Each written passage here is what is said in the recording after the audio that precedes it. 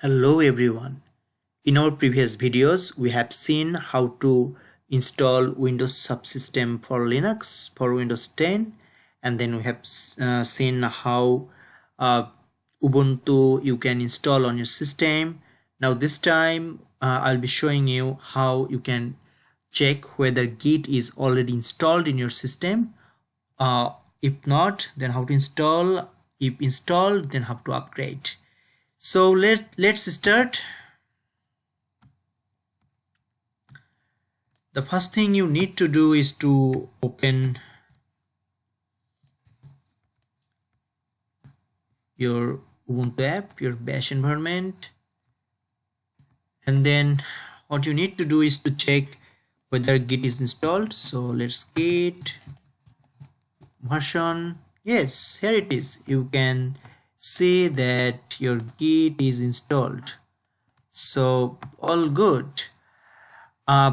If you are really interested to know where the Git is installed, just type which Git and it will show you the location where Git is installed.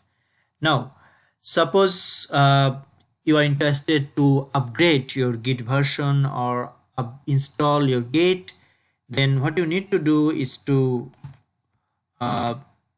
type sudo and then this command apt-get install Git, and it will ask you for your admin pass.